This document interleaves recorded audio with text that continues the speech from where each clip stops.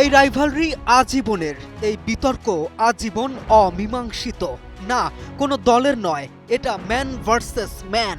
ভুল, মহাতারকা ভার্সেস মহাতারকা, talent versus hard work, magic versus action machine, elegance বনাম পাওয়ার, কোয়াইট বনাম কনফিডেন্ট, বাম পা বনাম ডান পা, আকাশী নীল বনাম লাল।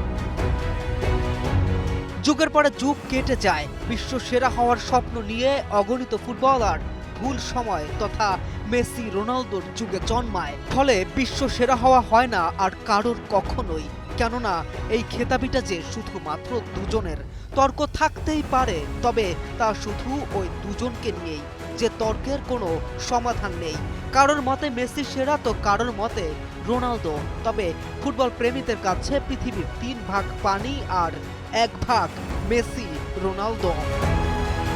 চলতি বিশ্বকাপে প্রথম ম্যাচে রোনালদো গোল পাননি, অন্যদিকে ম্যাচটিতে মেসি করেছে হ্যাটট্রিক, যার কারণে দুই মহাতারকার ভক্তদের মাঝে তর্ক বিতর্ক তো কম হয়নি।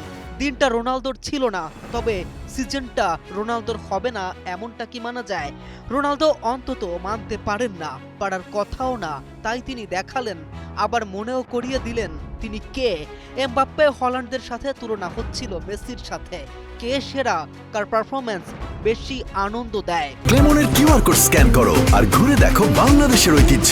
ক্লেমন রিয়েলি বাংলাদেশি। কিন্তু যে বিতর্কে রোনালদো নেই, সে বিতর্ক আর কতটাই বা আনন্দ দেবে? রোনালদো তাই ফিরলেন, তাকে যে ফিরতেই হতো। কে রাফিন, নিউজ 24।